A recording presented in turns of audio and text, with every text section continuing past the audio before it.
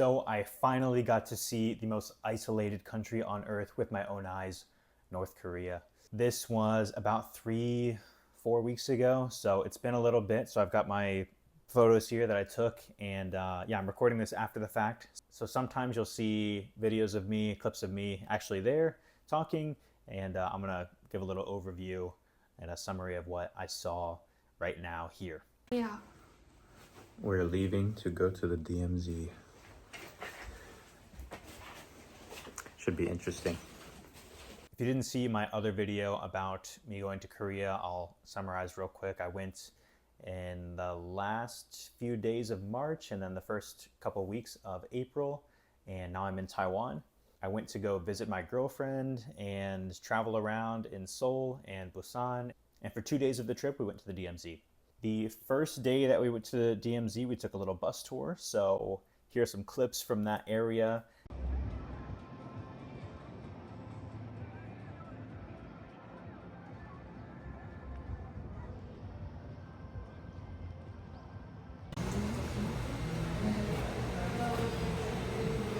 And we were actually early showing up, so before we actually got on the bus, there was a gondola that took us across this river, and it brought us closer to the DMZ. One other interesting thing about that area is there are a bunch of mine signs there, and they sold this little souvenir pin, so I bought that at one of the gift shops, and yeah, you could see a picture of that here. So at this point, we were really just seeing the DMZ itself, or close to the DMZ. We didn't actually get to see North Korea from this end. After that, we did go on the bus tour. I'm gonna try to re-describe the itinerary the best I can. We started at the complex there, and then we drove across the border. When you drive across the border, if you're not a Korean citizen, you'll have to show your passport. If you are a Korean citizen, I think you can just show your Korean ID. And there's a military checkpoint you have to go through when you cross. I didn't record too much of this just because I don't know how they felt about recording military personnel. So they have a soldier come onto on the bus, and they ask for everybody's ID. They have a little name list that they check off. After that, the bus driver will drive through. And the first place that I think we went to was the Dora Observatory. When we were there, the third floor of the observatory was shut down. I'm not exactly sure why, but this sign says, due to relations with North Korea, the third floor of the Dora Observatory is not available for viewing. So we didn't actually get to go to the third floor. Actually, even when we were on the second floor looking through the glass, there are signs everywhere too that say, like, don't take pictures, don't take video, even though everybody was taking pictures and video.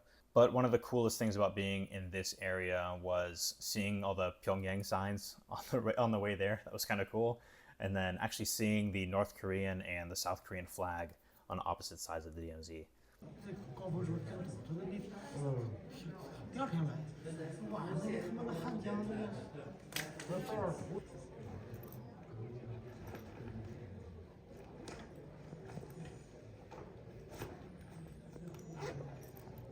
So after the Dora Observatory, the next place we went to was this underground road. And this was one of what I think were a series of roads that were dug underground by North Koreans planning to enter South Korea, the military, North Korean military. And I forget how the initial one was found, but they found the rest of these series of tunnels with water underground. It's kind of interesting. I couldn't actually record inside the tunnel, but we did go down into it. Before you enter that building that leads down to the tunnel, they ask you to put your phone in a locker, and they have like security there and everything. So I'm not exactly sure why, because there's no North Koreans in the tunnel anymore, I assume. And but anyways, we couldn't record. So there was a little museum area on the first floor, so I can show some of that. It has like diagrams and other little items that are relevant to the area, so that's kind of cool. Another little souvenir I got while I was there was this North Korean stamp collection thing. It's kind of cool to see actual stuff from North Korea. These were used. You can see the postmark on some of these here. On other ones it's not as clear, but they do have them. This is like an Olympic one. This one is some propaganda slogan. I love this one because this is from a North Korean cartoon. You can actually find clips of this cartoon on YouTube. 왜 그래? 큰일 났어. 달기네 마을에 쩍제비 놈들이. 뭐? 쩍제비 놈들이? 그놈들이 이쪽으로 올 것 같아. 그래? 야, 너 빨리 가서 비상등을 울려. While learning Korean, I've run into that cartoon before, just because I'm interested in North Korea. So I look up some stuff related to North Korea every once in a while, and I've seen that cartoon before. I've actually watched a couple episodes of it. It's kind of cool. Another thing I got was this ginseng rice beer, and I think I took a video of me trying it out. All right, yesterday, that was yesterday, I went to the DMZ, and when we were there, we went to this other town called Dongyeocheon, which is like a reunification village set near the DMZ, and they have these beers here. They are ginger rice beers, and yeah, I believe they're both from that area. You can see this one says DMZ on it there. It's another pretty cool can design. Some cranes. So I'm gonna try this one first. ABV 4.8%. That's about all the information I have. So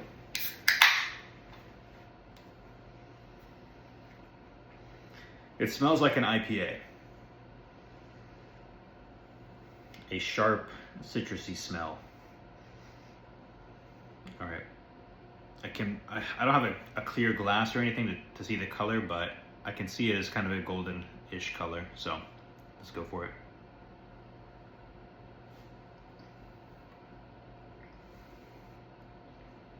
I mean, it just tastes like an IPA. It just tastes like your standard IPA. Ooh, there is a bit of a weedy aftertaste though. Yeah, it tastes like, it tastes like wheat.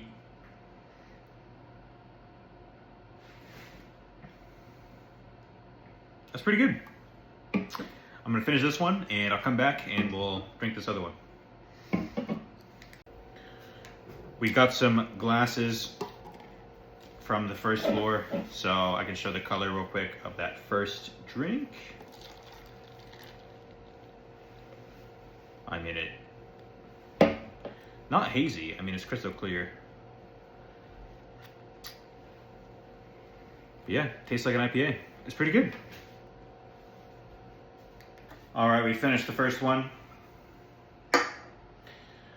파주살. On to beer number 2 with the very pretty can. 에노틴 인삼살 맥주. No English at all on this can. Let me find the percentage. 4.8%. The last one was also 4.8. Let's hope this doesn't taste the exact same, but it might. Let's pour for color. Ooh, it's much lighter than the last one. Oh yeah, we still have a little bit of the other one here. Comparison, this one, the newer one. Well, the most recent one, last one we're trying, much lighter. Whoa, it smells completely different.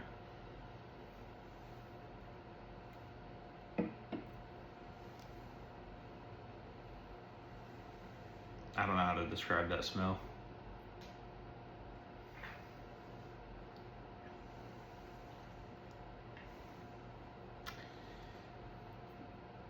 It has a very aromatic taste. Could be the ginger, I guess.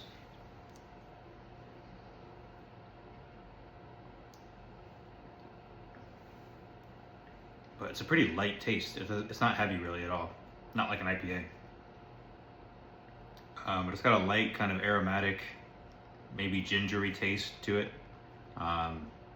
Much smoother than the last one.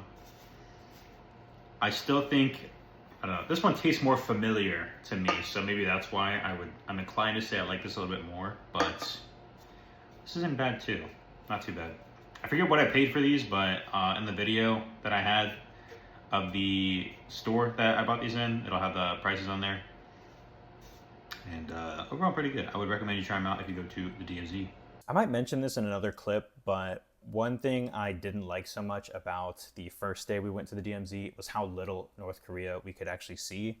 It was still a cool area, and there was some museum things there that introduced stuff about the DMZ itself, but I wanted to really see North Korean people and actually look at North Korea. So we actually got to do that on the second day. There were a couple days in between the first day we went and the second day we went. We went to the Kim Jong-gi Museum. We went to some other bookstores in the area, some more traveling. But the second day of the DMZ was definitely the better of the two. So with this one, we still had to take a shuttle bus across the border up to the lookout area. When you first get there, there's this museum kind of building. There's a mini cafe in there, and then there's some other like light show art things, some modern art things. They have this like Korean traditional dance show. That's kind of cool. Lee Jae and I were actually the only ones in there for a little bit. Seems like a more ignored part of that tourist area. The main attraction of that area, I think, is the Starbucks and the telescopes that they have outside of it. The Starbucks that we're going to, way up there. North Korea, right over there. I actually had an Instagram short on my page about our trip to the Starbucks, so if you haven't seen that, go check that out. But up there they had these electronic telescope things, and on the telescope you could pick a place and it would show where it is. It would automatically move to it. You could also freely move around on your own if you wanted to. And we actually saw a lot of real North Korean people.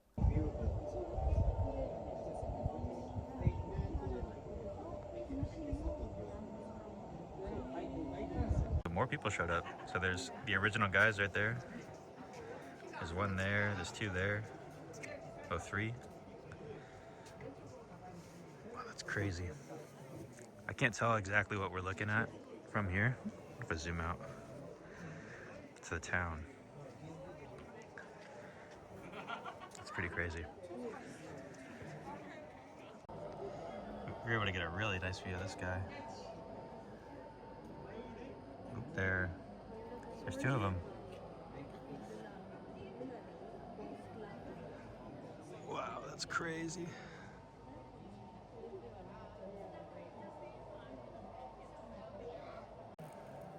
So you'd also see people over here walking on this trail.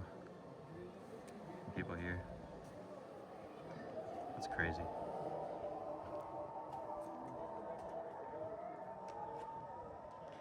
Oh, so that's the trail in real life.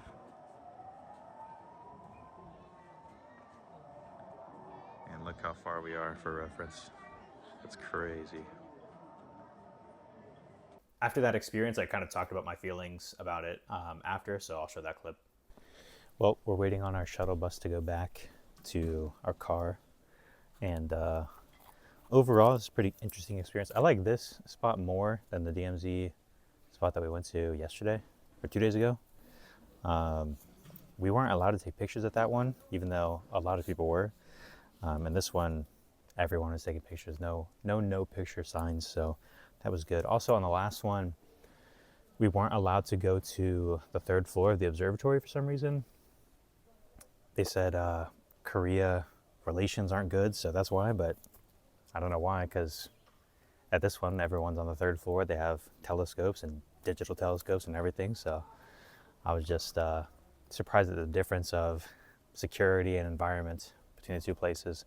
Another thing I noticed is that this one didn't have as many Western foreigners. I still saw a lot of Chinese and Indian people, Japanese people too, but not a lot of Western foreigners at this one compared to the last spot we went to. I will say one of the weirdest things is the contrast between the attitude and just area of the people that were that are looking from the South Korean side compared to the people that we're looking at. It feels like we're in a zoo watching zoo animals, and everyone's happy to take pictures. I mean, myself included. I'm taking selfies as well, but the contrast is just kind of interesting to think about. Like even some of the merchandise they have here have cartoon characters with people like smiling, And it's just kind of odd that we're also happy to walk along this barbed wire fence and look at people who are kind of trapped in that society. So, of course, I don't know what the life is over there. They could be content with how things are. I have no clue, but there is a contrast in freedom for sure. Just freedom to leave, and you know, we're in a Starbucks of all places, this pillar of capitalism, overlooking the DMZ, and seeing people who are farmers walking their bikes. Just the contrast of wealth and attitude is just really weird. So I don't know, something to think about. I've been interested in communist countries for a while now. So, you know, my first time going to China, I just thought, wow, this is so different from America. Even though China, I really don't consider to be communist at this point, but they had a communist revolution, and were trying communism at one point. So just that contrast, like I said, is so weird coming from the United States and going there. And then the same thing here. We're in South Korea on the border, looking into the Hermit Kingdom and just seeing people who are closed off from the world. It's kind of odd. So, I don't know. Really interesting experience is how I would describe it. It's really cool to just observe and see what's going on. I'd love to visit North Korea someday, but don't think that will be a possibility in the near future. So maybe I'll try to go to some other different DMZ spots in the future. I really want to go to that one where you can actually cross the border for a second and come back in. I think it's called JSA. And maybe I'll do that in the future. It's closed right now, but we'll see. Really, really interesting.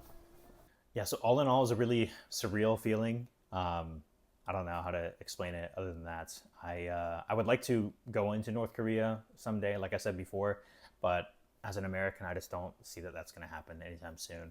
One other thing, though, I might like to do in the future is go to the Chinese border, the Chinese-North Korean border. As someone who speaks Chinese and has been to China before, I think it'd be cool to just go back to China anyways, but also to see the North Korean border. I think it'd be pretty interesting. I'm not sure how secure that area is or if there's going to be issues with me as an American going, but I think it'd be really cool too. I'll probably post some more short form content on my other pages as well as here about my trip in Korea. And of course, I'm in Taiwan now, so you'll see more about me in Taiwan. If you have any other questions about the DMZ or North Korea, let me know. If you have any ideas about what you want to see in Taiwan, let me know about that too. See you in the next video. Peace.